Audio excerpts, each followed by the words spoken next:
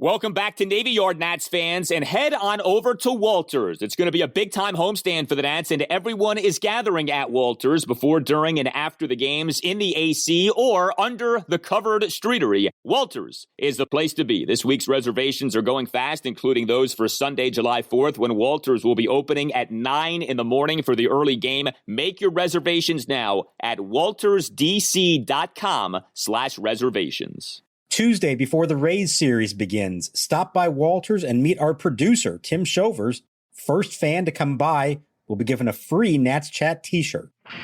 Jared Eichhoff, 6'4", 246 pounds. And the pitch swung on, belted deep to right, way up, down the line. And this one in the upper deck, and gone. Goodbye. Another tape measure home run for Kyle Schwarber. That one looked like it went over the foul pole. His 6th leadoff home run of the year and the 11th of his career. Trey Turner swings, drives one to deep left center, way back, going, gone, goodbye. Back-to-back home runs on consecutive pitches. An 0-2 count on McNeil, top of the 5th, Nationals leading 3-0. Espino sends, here's the pitch, swing and a miss, struck him out on a curveball. And the side retired. Paolo Espino has his 3rd strikeout and has himself 5 scoreless innings. And a swing and a drive, deep right center field, way back, going, it is gone, goodbye! Bang, zoom goes Kyle Schwarber on a 3-1 pitch with home run number 24. And welcome to Nats Chat for Tuesday, June 29th, 2021, along with Nationals insider Mark Zuckerman of MASNsports.com. I'm Al Galdi, host of the Al Galdi podcast. What a Monday night at Nationals Park. The Nats smashing 5 home runs, including 2 more by Kyle Schwarber. The secret weapon, Paolo Espino, dominant in a spot start. The Nats bullpen did make things interesting, but Brad Hand continued to kill it with another 5-out save. The Nats beat the National League East leading New York Mets 8-4 to move to within 3 games of first in the division. For all of the Nats' problems, for all of the Nats' struggles, the Nats are back at 500 at 38-38, 3 games out of first, a terrific start to a big 7-game homestand. My friend, the season is on for the Nationals. Like I said the last time I spoke to you from Nationals Park, and it's been a little over a week, Al, things are happening here. Things are happening, and it's been a lot of fun to watch. It's fun for the players, and it's fun for the fans who have had a whole lot to cheer about, and even a few things to stress over as this game played out. But ultimately, there was a lot of reason to celebrate. There is a good vibe going on right now. They're all feeling it. And no matter what happens the rest of this 2-week stretch that we've talked about against top quality opponents, I think we can say now that there's no reason to put the Mets into a different category in the NL East. They're in the same category as the Nationals, and maybe the Nationals are even better, at least right now. They just took 4 out of 5 from them over, 2 homestands combined here. We're going to call it all one big series. They took 4 out of 5. I know the Mets are injured. I know they've got their issues and all that. But when I'm looking at these 2 teams right now, I see 2 teams that are on par with each other.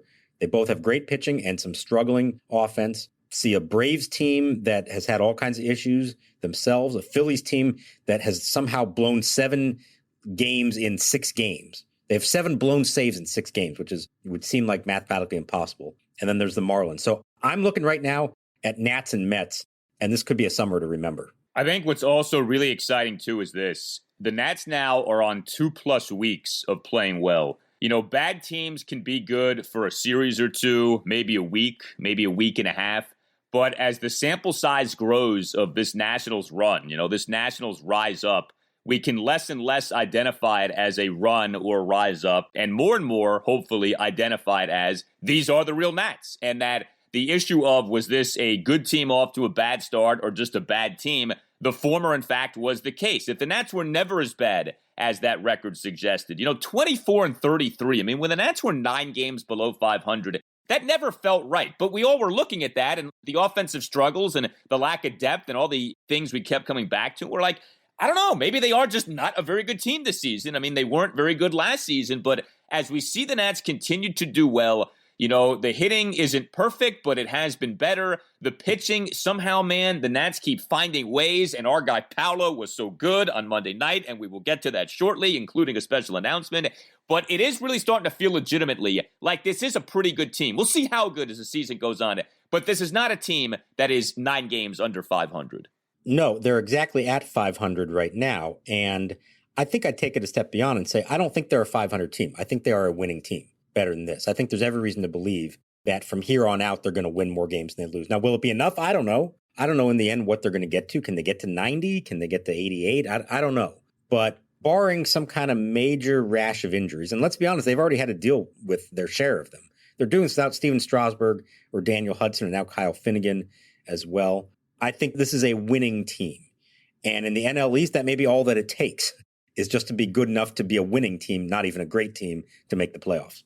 Yeah, I mean, getting to 90 is still going to be a challenge because 38 and 38 has still kind of put them in a spot where to get to 90, you're really going to have to fly the rest of the year. But the team is flying right now. So who's to say that this can't continue for another month or two, and that puts you in a position from which you can get to 90. And like you just suggested, you may not need to get to 90 to win this division. It still does feel like you're going to have to win the National League East in order to make the playoffs because the wild card teams are going to come from the other two divisions, although that can change. But for now, that's the way things appear. But why not? I mean, win the division this year at 88, 89 wins. I don't think that's inconceivable with the way this division is set up. Well, if you are a regular listener to the Nats Chat podcast and you do as you're supposed to do, and that is take copious notes from each episode, you know when the Nats homer, they win. The Nats on Monday night hit 5 home runs, so they better have won. It looked a little dicey for a while. We'll get to that. But the Nationals do come through, and the bats were alive. And, of course, no bat was greater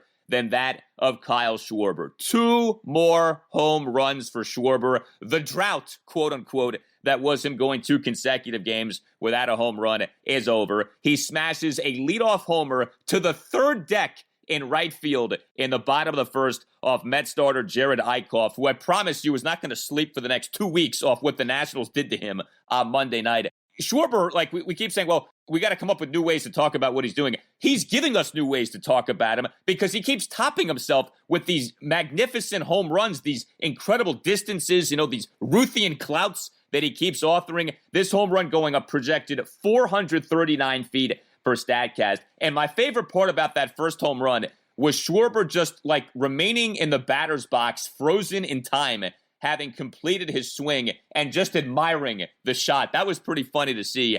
And then the other homer, another leadoff homer, this one to right field, bottom of the 5th off Eichhoff. That homer going a projected 409 per StatCast. This run, which was already amazing enough, is now even more amazing. Another multi-homer game. He sets a new record for most home runs in a month by a Nationals player since the franchise came to D.C. And I tell you, Mark, after each Schwarber homer now, we see all these different factoids that are out on Twitter, and we're seeing names like Barry Bonds and Sammy Sosa being connected with what Schwarber is doing. That really crystallizes how special this run is.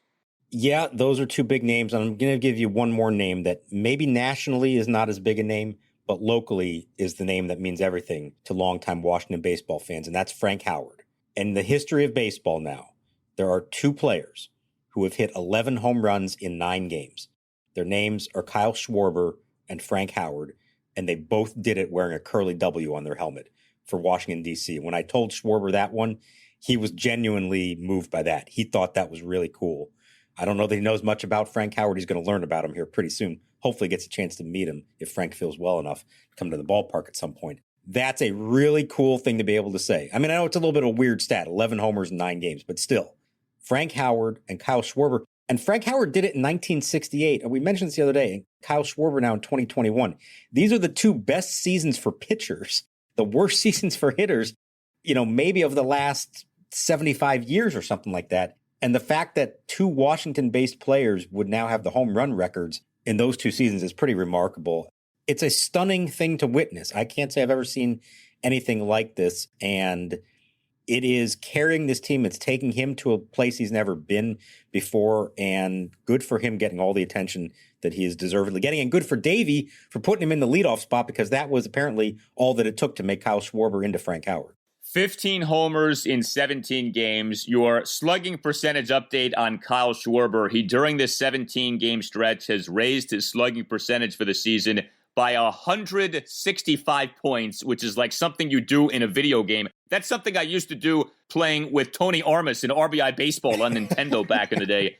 To go from 404 to 569 as Schwarber has with his slugging percentage on the year. He's the first guy to hit 15 homers in a 17-game stretch since Barry Bonds in 2001. The only other guy to do it, Sammy Sosa in 1998. And we know what those guys were doing in those seasons. So Schwarber is the first legitimate player to ever hit 15 home runs in 17 games. I was thinking about this during the game, Mark. So this Kyle Schwarber signing now looks like nothing short of a stroke of genius by Mike Rizzo, a one-year, $10 million contract. We have seen, obviously, big money, long-term deals work out for Rizzo and the Nationals over the years. Can you think of another one-year contract for a position player that ended up looking this shrewd as this Schwarber signing looks to be right now? Oh, for a position player. They've had a few good one-year pitcher contracts. I'm trying to remember one on a position player. No, probably not. The best sort of under-the-radar contract he gave to a hitter was Daniel Murphy, but that was 3 years. And we know what Murph did for those, or at least the first two of those seasons.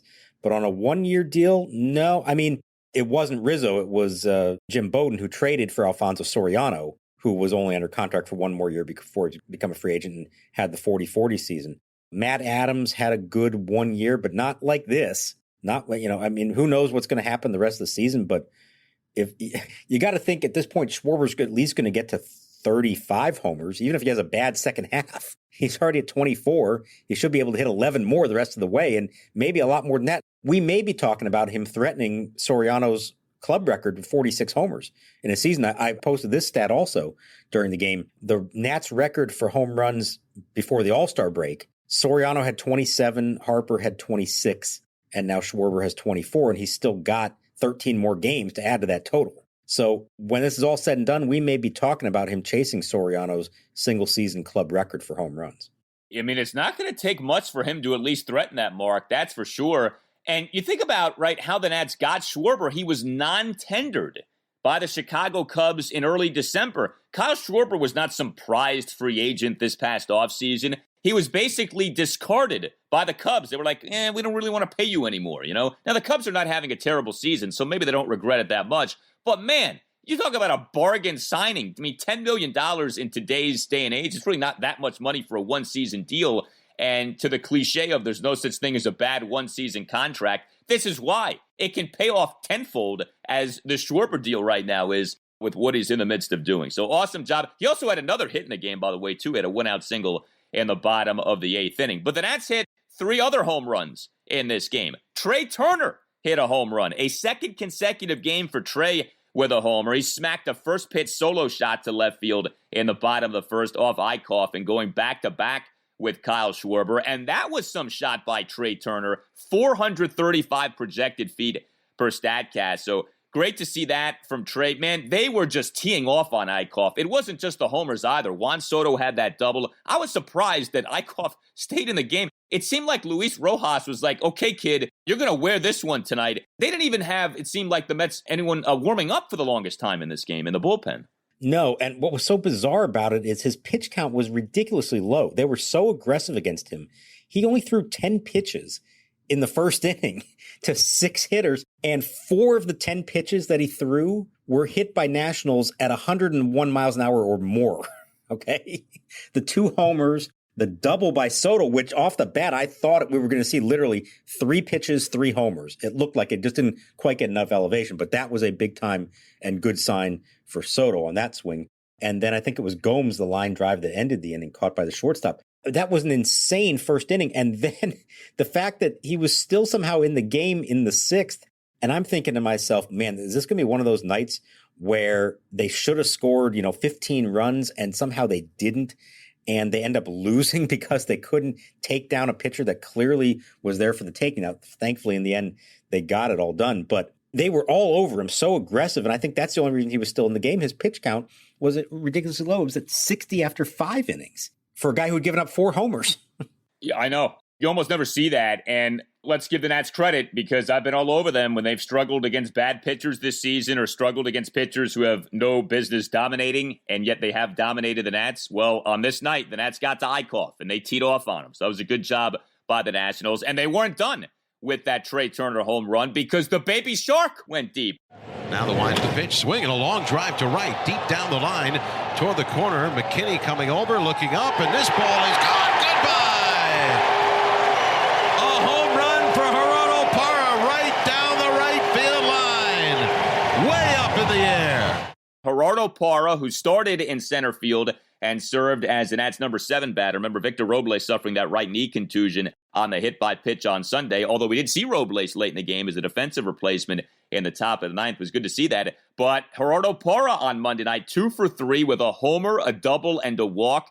He smacked a leadoff homer off the right field foul pole, which should be called the fair pole, but is still forever called the foul pole. Bottom of the second off Eichhoff. And this was some plate appearance by Parra. He was down at one point in the count 0-2. It ended up being a 7-pitch plate appearance in which he fouled off 4 pitches. Of course, everyone went nuts with the baby shark antics. And then we did it all over again when he had that 2-out first pitch double off the right center field wall in the bottom of the 4th. It is amazing with Parra because it feels like away from Nationals Park, he doesn't do much, but at Nats Park, you know, I know it's like impossible to quantify and it's kind of, you know, magical powers when you talk about like there's something about that environment and this guy, but there is something about that environment and this guy. And all he seems to do is come through with big hits at home when he's a Nat. Okay, here are the numbers. He's only played 2 games here so far this year, but at Nationals Park, 3 for 5 with 2 doubles, a homer, a walk. His slugging percentage is like 2,000 at home. There you go. Now he's 0 for 8 on the road. So, yeah, there is something going on here. And when they called him up, the thought was, well, okay, remember there were some injuries. Stevenson was hurt. Yadiel Hernandez couldn't play center field. And, well, you know, maybe this will be a short-term thing, and who knows if it'll last. Kind of like in 2019, you can't get rid of him now. He's going to be here for the long haul, no matter who comes back healthy. And it's infectious. I mean, you cannot deny that there's something there. I don't know what it is, but there's something there that he brings that brings out the best in everyone. I really think there's something to the idea that he lets everyone relax and have fun. This is what Davey has always preached. Anytime they're struggling, anytime they get off to a bad start to a season, which is pretty much every year, he says, just go out and relax and have fun. And it seems like an easy thing, but it's not that easy to actually do when you're pressing and you know that you are behind the 8 ball and you're 9 games under 500 and you have to get it going again. And maybe it takes a guy like Gerardo Parra to remind everyone that it's okay to have fun. This is a game that you're playing. Have some fun with it. And that's what they're doing. And he is the poster child for it. It's an amazing thing. And it's hard to describe to somebody who hasn't witnessed it here the last couple of years. And one thing that I've noticed, and I don't know, maybe I'm making too big of a deal out of this, but watching Parra interact with the Nationals players who were not on the team in 2019 and seeing how quickly those guys have taken to Parra. Like, I've noticed Josh Harrison gets really into the whole baby shark thing when Parra's coming back to the dugout. I noticed after one of the Schwarber home runs, Schwarber already has this post-home run routine with Parra where they do some kind of dance or some handshake or whatever it is. But it's like neither Harrison nor Schwarber was on that 2019 team, and yet already it feels like they're in love with Parra. Like, he just automatically infects you with this gregarious nature, and like he automatically draws you to him. And that to me is a really cool thing. Like, it's one thing for guys who were on the team a few years ago to be all over Parra, but for these newer Nationals to have taken to Parra so quickly, I think that says so much about him. Yeah, I'm glad you mentioned that because it's absolutely been noticeable. Josh Bell, too. You can see how much fun he's having it. The shot of Bell and Harrison the first time they came up to bat to Baby Shark last week, the look on their face like, oh my God, like I can't believe this thing. What's happening? It is infectious. It rubs off. And now, again, remember, I know he's new to them on the big league roster, but he was with them all spring in camp. And then he was with them a few times on road trips as a member of the taxi squad. So he's not completely unknown even to the new guys. They've started to get a chance to get to know him. But as he's pointed out himself, until you're on the active roster, you can't really bring that all out. You can't be your full self, your full personality. And so since he's been up here now, he's been able to do that. And you know what the team's record is since they activated him? 6-2. Look, they were already on a hot streak before he joined them. It's not like he started this, but they're even better since he got here. They're 6-2 with Parra on the roster to go along with everything he did for them in 2019 as well. So it's so funny. 5 homers for the Nats. You say to yourself, all right, the 2 Schwarber bombs were memorable enough. The Parra bomb was a lot of fun. Trey Turner hit a moonshot. And yet you could argue the most significant homer of the game and the homer that maybe got the fans riled up the most. I mean, you were there, so you tell me. But Ryan Zimmerman. Castro sets. Here's the pitch to Zim. Swinging a long drive. Deep center field. Going. Goodbye. Off the bench on Monday night, he has been struggling big time. We talked about this on the last installment of the Nats Chat podcast. His slugging percentage has plummeted, while Kyle Schwarber's has soared to the moon. Zimmerman's has gone straight down the tubes in recent weeks. And so what does Zimmerman do? Blasts a first pitch, 1-out, 3-run homer to center field off the Mets reliever Miguel Castro in the bottom of the 8th to everyone's relief. I mean, this game was 5-0. It became 5-4. You weren't sure what to think, and then Zimmerman happens, puts the Nats up 8-4 with that home run. This was another big blast, projected 437 feet per StatCast. Zimmerman's first home run since he hit the 2 homers in that 11-inning win at the Tampa Bay Rays on June 9th. You know, Miguel Castro, I got to watch him when he was with the Orioles. He's got good stuff. That's not an easy guy to face. And for Zimmerman to go deep to essentially center field on a first pitch in a spot like that, what was a big spot, that's a great job by Zimmerman. You know, he's not a guy who necessarily cracks a smile often, but you could see him as he rounded third, I think it was, he made this sort of typical Zimmerman facial gesture that's understated, but like says so much. And it was kind of like, it's good to finally get one. And he got that one. That was some piece of hitting. That was a 100-mile-an-hour fastball from Castro that he turned on and did that too. And so, yeah, that was a big one, and it meant something to him. I'll admit, Al, I was thinking of you as he was rounding the bases because I knew you had just brought this up. What happened to Zimmerman's power? When's it going to come back? Well, it came back in a big way on this one. And the other great moment of it all, he gets back to dugout. And you're right, he enjoyed it. The dugout loved it. The crowd really loved it. So much so that they coaxed him out for a curtain call. And Kyle Schwarber steps out of the box. They just keep on cheering. And I'm thinking to myself, Kyle Schwarber's on like the greatest home run tear of all time. He's gotten one curtain call through it all. This was at least the second, I think the third curtain call Zim's already gotten this year. He's going to end up with like 75 of them before the year is over because this crowd just loves him. And if you asked him, he would probably say he's been deserving of like one of them because that's just who he is. And, you know, he's so sheepish about it all. But just a great moment that completely flipped the game back in their direction because it was looking dicey. We'll get to what happened with the bullpen. That game felt like it was slipping away. And ultimately, this reminded me very much of a 2017 Dusty Baker team kind of win where they just have all kinds of offense. That was a great lineup that year, but no lead was safe. And the bullpen just found a way every single night to blow it or make it interesting. And that's what happened in this one. And then the best way to overcome a bad bullpen was just to keep scoring more runs. And that's what they did here. They were helped by an atrocious defensive play from the Mets, 2 errors on the second baseman who had just come into the game. And then Zim comes up with a 3-run blast. And that completely changed the mood and allowed everyone to get back into that celebratory vibe that they had going on all night until the very shaky top of the 8th. Yeah, Starlin Castro, Mr. Put the Ball in Play, puts the ball in play, and the Mets second baseman, who was in the game for defensive purposes, Travis Blankenhorn, ends up pitching nothing but blanks on that play defensively speaking. 2 errors on the same play. Nats end up scoring 3 runs in the bottom of the 8th inning. All right, so we have all had that dream. Tie game, bottom of the 9th, bases loaded. Well, on FanDuel Sportsbook, you get more than just one shot to swing for the fences. That's because FanDuel is letting you place your first bet risk-free. You heard that right. New users get up to $1,000 back in site credit if your first bet doesn't win, and it only gets better from there. Once you have an account, you'll have access to same-game parlay insurance all season long. That's up to $25 back in site credit each day if your same-game parlay bet falls one leg short. This way you can combine multiple baseball bets for an even bigger win. There's a reason that FanDuel Sportsbook is America's #1 sportsbook. The app is simple to use. It's got great odds on all different betting markets, unique fun bet types like same-game parlay and always-on promotions to let you get more action out of every game day. And when you win, FanDuel will pay you your winnings in as little as 24 hours. All you have to do is download the FanDuel Sportsbook app and sign up with promo code CHAT to get in on the action. That's FanDuel Sportsbook, promo code CHAT. And games on Tuesday night include Miami at Philadelphia at 7:05. Starting for the Marlins, one of the best lefties in the majors, heck, one of the best pitchers in the majors, Trevor Rogers, who has an ERA of 2.08.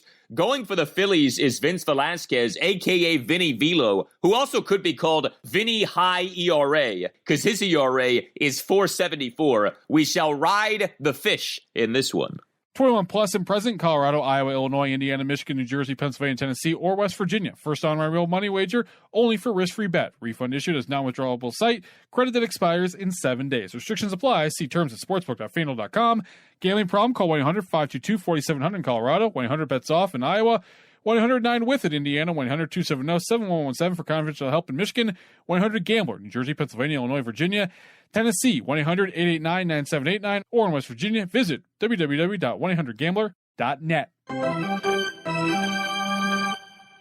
Great job by the Nationals offensively on Monday night, but also a spectacular job by our guy, the secret weapon delivering and then some. Paolo Espino making another spot start and dominating the Mets on Monday night. 5 scoreless innings, 3 strikeouts versus 5 hits, all of which were singles, no walks. He did his Paolo Espino thing of pounding the zone, 67 total pitches, 45 of them were strikes. He finished with 45 strikes versus just 22 balls. He more than doubled his balls with strikes. That's not easy to do. A lot of guys don't do that. That's something like Max Scherzer does. Espino did that on Monday night. And watching Espino work, he is such a throwback. He throws strikes. He works quickly. Those first 5 innings felt like they took about 5 minutes. The last 4 innings felt like they took about 4 hours, but that's a different conversation. But Espino lived up to the billing, and we are proud and happy to announce on the Nats Chat podcast, Paolo Espino t-shirts are coming. The secret weapon t-shirts. Be on the lookout for them. Coming soon to natschatpodcast.square.site. They say simply but decisively, the secret weapon. You want to get yours because these are going to become a thing, a big thing, just like our guy Paolo is becoming a big thing. Medium through double XL. We want to send a shout out, by the way, to our guy Lewis Creech, who tweeted out during the game a photo of himself wearing a Nats Chat podcast t-shirt at the ballpark. And Espino Mark was really good again on Monday night. First of all, Al, I'm embarrassed that it took us 25 minutes to get to Paolo Espino's 5 scoreless innings against the Mets. I know. I mean, I'm sorry, Paolo. Please forgive us. We love you. It's only because of Kyle Schwarber in the offense that we waited this long to get to you. If we could have led the episode with you, of course we would have. But hey, have a t-shirt on us for your troubles. Just a remarkable thing to witness here. And look, we've been on him from day one, obviously.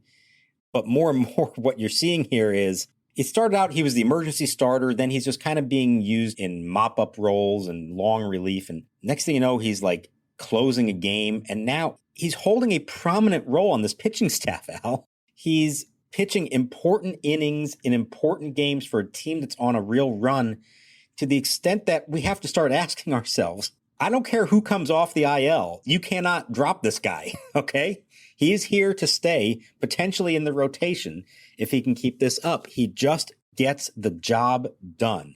And until he proves that he can't get the job done, he deserves to keep going out there and doing this. And the only reason he came out after 5 innings was because he just hasn't been built up enough yet.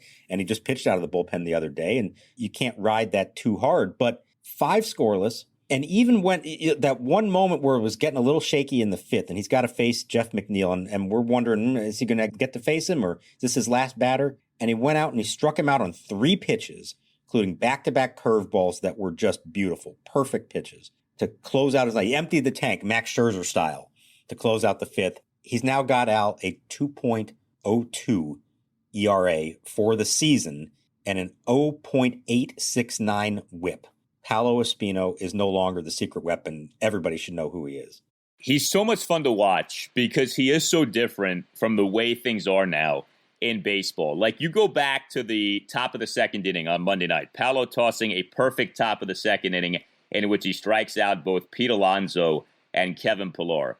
The pitch on which Alonso struck out, he struck out swinging, by the way, was an 89.9 mile per hour four-seam fastball. I mean, that's not the way that things are supposed to work in 2021, and yet that's exactly how they work when Paolo Espino is on the mound. He tossed a scoreless top of the fourth, gave up back-to-back one-out singles to Dominic Smith and Pete Alonso. That's okay. How about the scoreless top of the fifth? You know, we talk about Max Scherzer, how he loves to end his outings with, like, exclamation marks. Paolo Espino did that on Monday night. Struck out Jeff McNeil on 3 pitches for the third out in that scoreless top of the fifth inning. You just took us through the ERA and WHIP numbers. Get a load of this. So the WAR numbers aren't updated until the following day, but Paolo Espino came into games on Monday tied for third among all Nationals pitchers in WAR per Baseball Reference. So Paolo Espino, come Tuesday morning, will for sure be alone in third on the Nationals pitching staff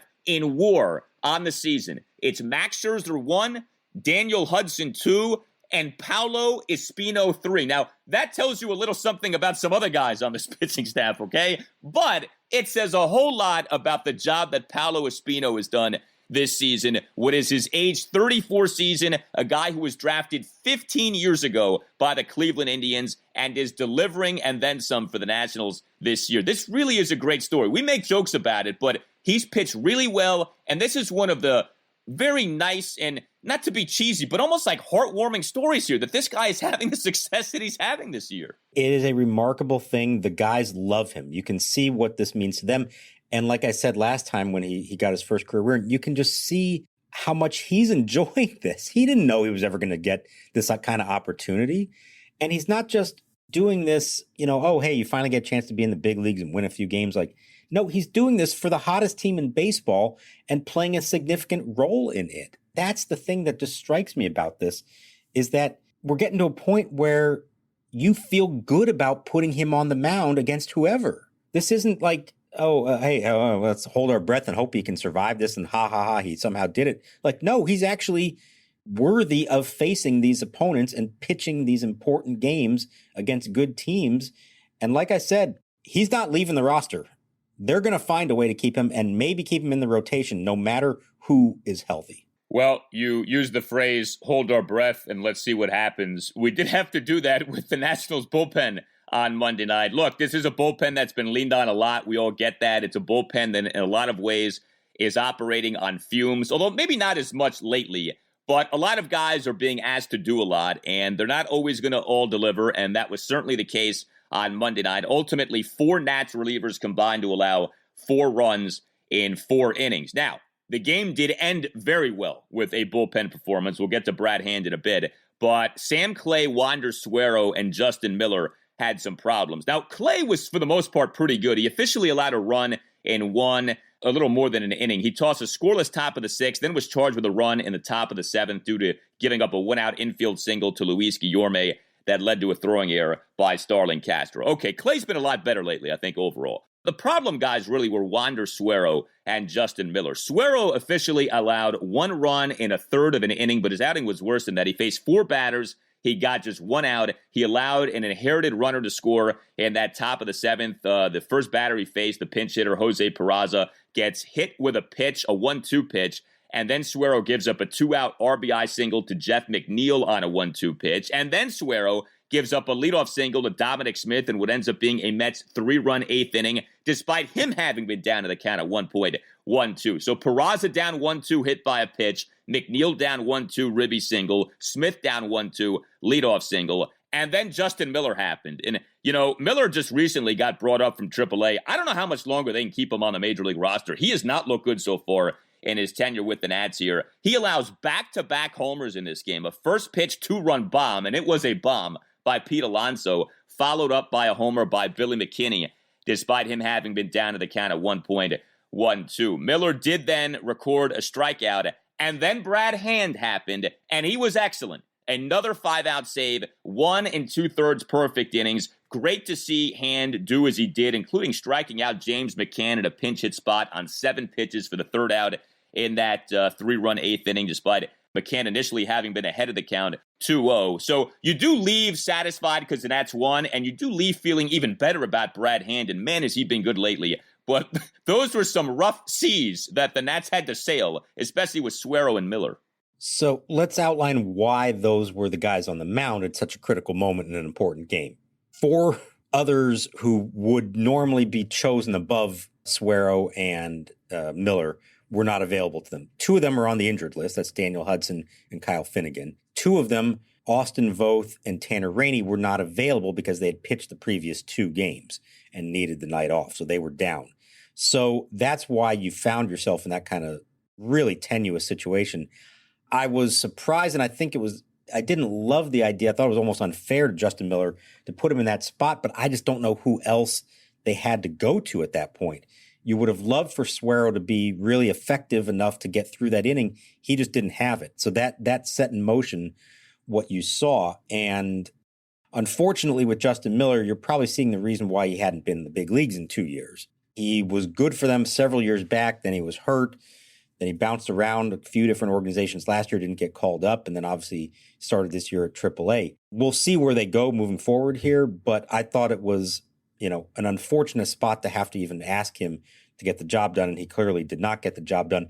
And boy, did that put a lot of pressure on Brad Hand. Now, the other thing, Miller comes in and gives up the back-to-back homers, and this is where I hate the 3-batter rule, because that's the situation where, it's a 1-run game now. He makes one more mistake and it's a tie game, and you can't take him out of the game unless he's injured. So I've never liked that for that reason, maybe more so if you start walking batters. But if there's a pitcher who comes in who clearly does not have it, 2 batters in, and you're forced to leave him out there for another, I don't like the notion of all that. But he got the strikeout, and then Hand came in, and boy, did he do a good job. And he is now has been as good a reliever as there is in the majors over the last month plus, since that little hiccup that he had in early May. But the problem is he had pitched on Sunday in Miami.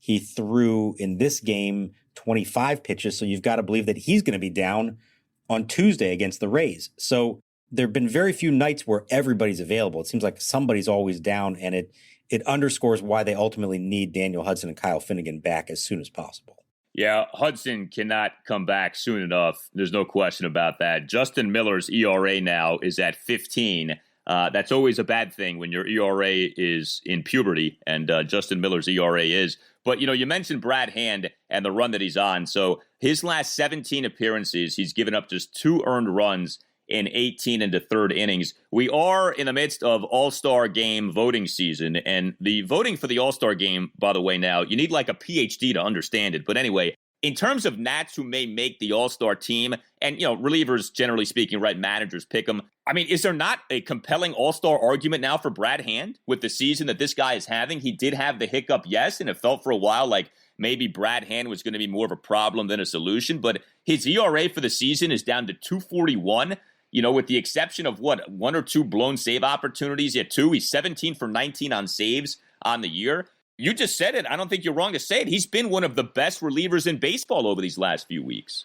Yeah, no, I think there absolutely is a case for him. And I think if you were to rank, and it doesn't work this way because it depends on your positions and who's voted in and what needs you have and who do the fans vote for, then who do the players vote for some of the backup spots. But if you were just to rank the Nationals based on merit for making the All-Star team, I think I would go Scherzer 1, probably Trey Turner 2, Brad Hand 3, although you can make a case either one of those. And obviously what Schwarber has done has lifted him into the conversation. But the bizarre part of it is that the only one who is officially still up for a starting job is Juan Soto, who's probably about 5th or 6th on the list of worthy candidates. So as we know, it doesn't always work that way. It's a popularity contest. It's also about star players. But I think Brad Hand should get real consideration for it. And if the idea is to try to win these games anyways, then you can make the case that having a really good lefty at the back of the bullpen late in an All-Star game is an important thing to have. I'm not kidding when I say this. He keeps doing as he's doing.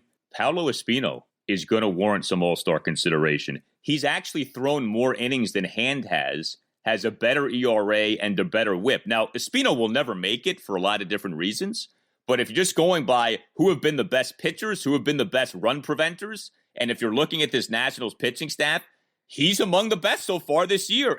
As Looney Tunes as that may sound, it's the truth. He's gotten the job done this season in a key role, like you've outlined. Sometimes starting, many times relieving, jack of all trades, but, kind of an all-purpose pitcher, an all-purpose member of your staff, an out-getter. He has risen to the occasion this season.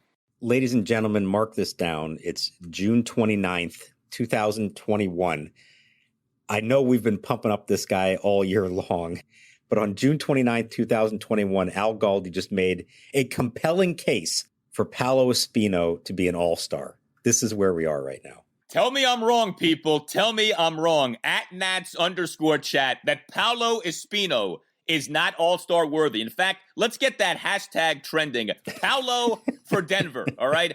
Paolo Espino for the all-star game at Coors Field. We've got to get this movement going. We got the T-shirt. We might as well take it a step further. Send the secret weapon to Coors Field.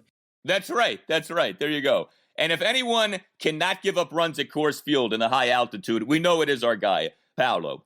2-game series now for the Nationals against the Tampa Bay Rays. This is a rough stretch in terms of the opposition over the course of this 7-game homestand. Mets, Rays, and then Dodgers, but 2 games against Tampa Bay Tuesday night and then Wednesday afternoon. I love the pitching matchup for this game 1. 7:05 first pitch on Tuesday. Joe Ross versus the one-time Nat, Rich Hill.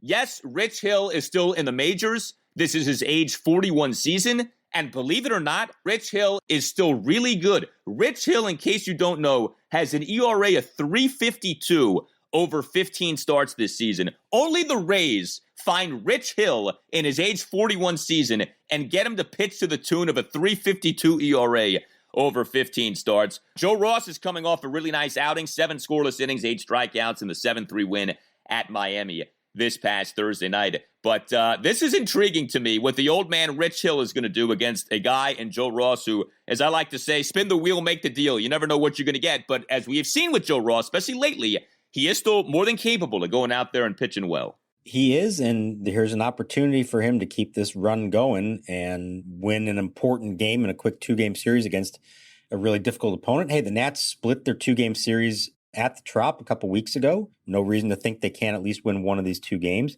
And Rich Hill, it's such a fascinating story that maybe we'll talk more about it, after the game on Tuesday, depending on how he does.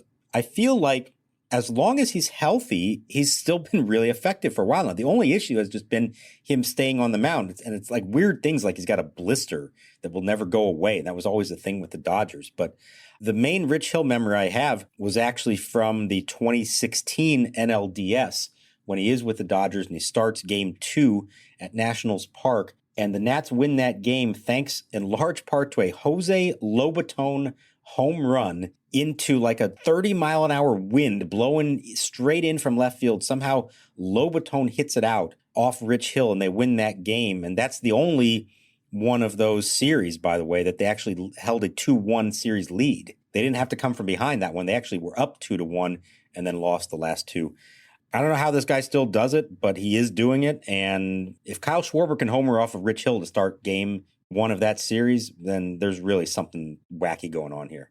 The first time Rich Hill got drafted, because, some guys get drafted multiple times. Rich Hill was drafted initially in the 1999 draft by the Cincinnati Reds in the 36th round. 1999. I mean, what was going on in your life in 1999? That's when Rich Hill got drafted, and he's still pitching. Now, he never actually pitched for the Nats, but he was in a spring camp with them, right?